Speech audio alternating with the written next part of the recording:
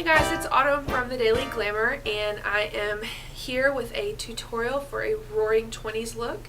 Of course, this is partially inspired by the release of Great Gatsby last week, but I didn't want to pigeonhole it right into just the Great Gatsby because I feel like that movie, although obviously 20s inspired, it's kind of a bit different because Baz Luhrmann directs it, and he is a bit all over the place, so things that you'll see in the movie aren't necessarily authentic to how it would have been in the 20s, I guess you could say, although inspired by.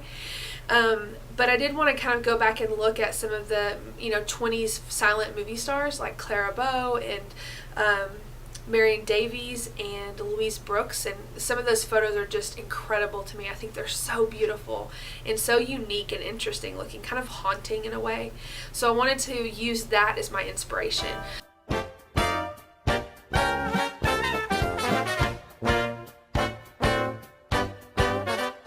I didn't want to just say it was the Great Gatsby because I also recently saw, and I know I'm super behind on this, but Mr. Daily Glamour made me sit down and watch Midnight in Paris, and I love that movie, and a huge portion of that is based in the 1920s as well. So give this a thumbs up if you want to see more kind of decade inspired looks. So let's get started. Okay, so my first step is to apply a primer, and I'm going to use Urban Decay Primer Potion in Eden. Just apply that all over the lid.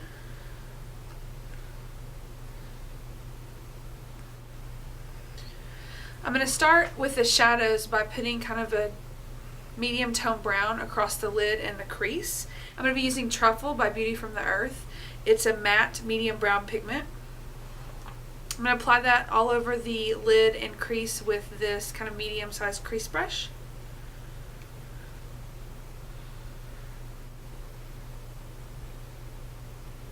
I'm also going to bring that kind of a weird place, but I want my eyes to look rather deep set. So I'm going to bring it right here in the corner, also underneath the eye.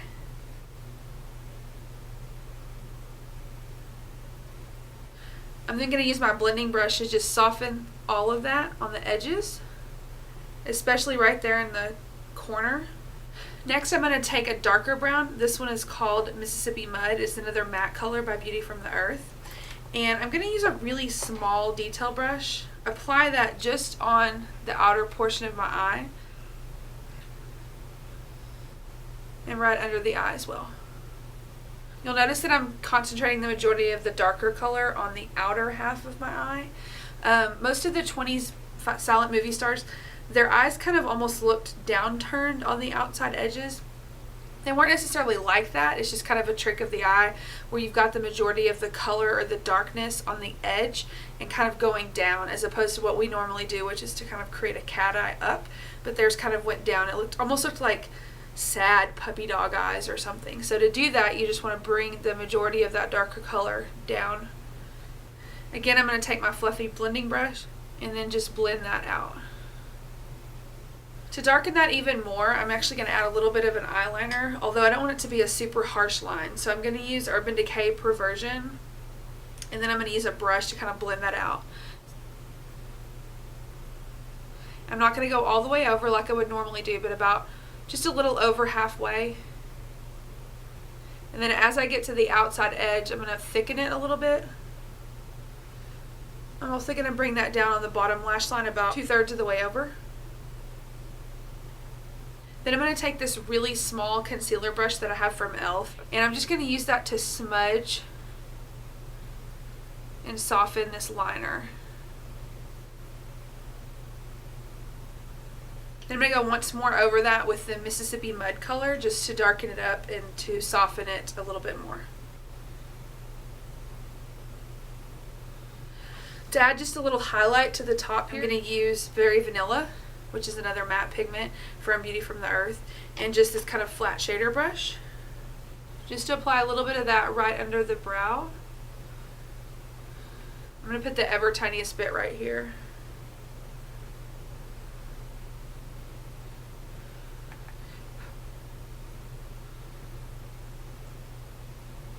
And then also right under my eye there, just to brighten it up some. Now the brows, speaking of brow bone, the brows were really interesting in the 20s because what you would notice is just this kind of line for the brow. It wasn't even there wasn't any difference in thickness necessarily. Most of their brows were just one kind of single line across, so I actually did that with my brows today. And I used my regular brow products to do that. Maybelline Define-A-Brow in medium brown, and I just drew that line in. Now my brows are really thin, so I can do that without you actually seeing extra hairs anywhere. But if you were to actually have a lot of, more brow than I do, you would probably want to use some type of concealer or something to get rid of that, and then just kind of darken over the top of that. And then I set that brow pencil with my Clinique brow shaper in shaping taupe, and I used my Clinique angle brush to do that. So the brows are, I think, a really important part of this. So now that I've gotten my eyeshadow on, what I want to do next is to go ahead and put my mascara, and I'm going to be doing that with my Milani Runway lashes. I love this mascara. I wonder what mascara was like in the 1920s. You want to be sure to coat those bottom lashes too, because I noticed in most of the photos that they had really defined bottom lashes, almost like just single lines on the bottom.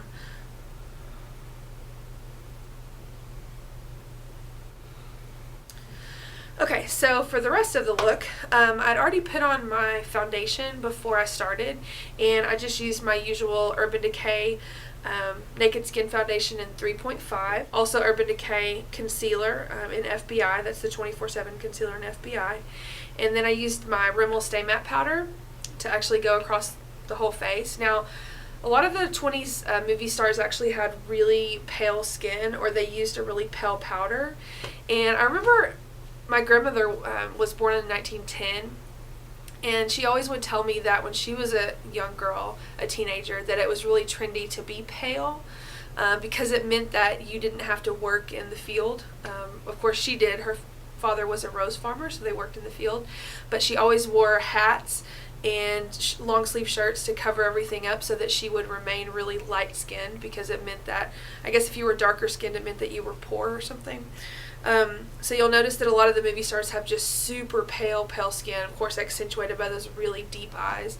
So you could, if you were doing like a costume party or something, put on a lighter foundation, and you just want to go kind of all the way down the neck, probably onto the shoulders if you're wearing something that shows that, so that you could get that really pale look. But I just did my natural skin for today.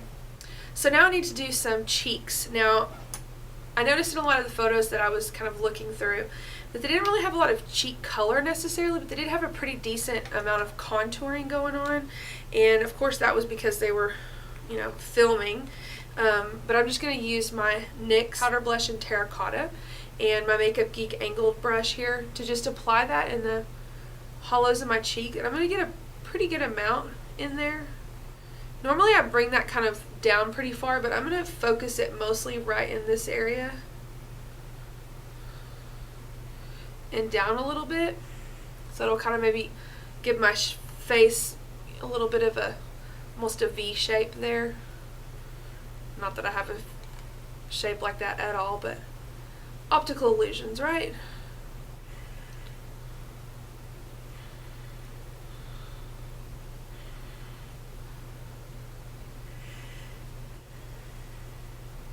So instead of doing any kind of blush, I'm actually just going to take a highlighter and put here.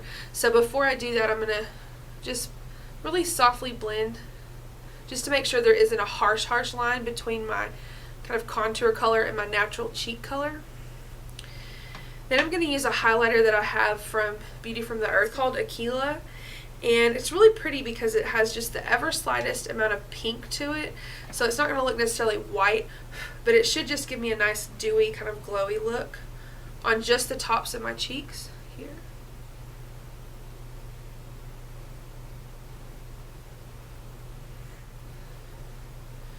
I'm just using a little cheapo sample brush that I have from Clinique that came in a gift with purchase, nothing fancy. You could even apply it with your finger. So the last part is lips, and this is really important, I think, because the lip shape is something that they really focused a lot on, was the Cupid's bow. So of course the top portion of your lip, now I always draw that in because that's how my lip naturally is, but you want to make sure and accentuate that. Another thing that they did in the 20s looks was to not go as far out with the lip. Like if I were to line for a natural everyday look, I would kind of go all the way out to the corners. But they didn't want to focus on that as much, so you would see the majority of the color as well as the liner on the inside portion. So I'm going to attempt to do that. I'm going to line first with Urban Decay 24/7 Glide On Lip Liner in Gash.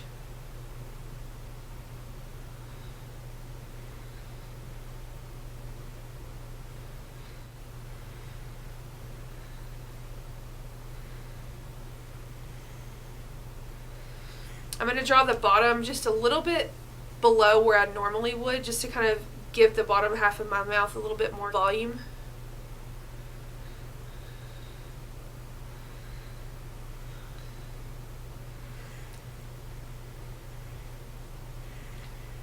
Next, what I'm going to use for my lipstick, this month, or I guess last month, in my Julep box, they kind of were going for this 20s inspired theme also. So they actually sent out a little lip trio.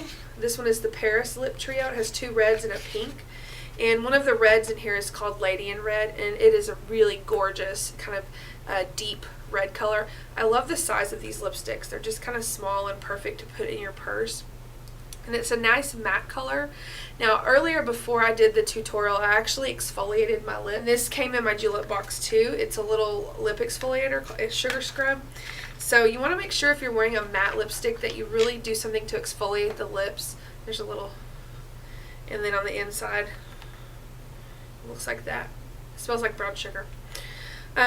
Because any kind of dry skin on the lips is accentuated with the matte lipstick. So you just want to be careful about that. So again, I'm just going to concentrate the majority of the color on the inside.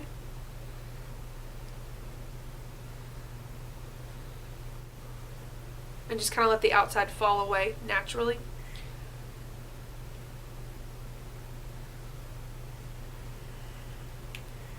You could even take a little bit of a powder on a puff here. And just lighten those edges that way.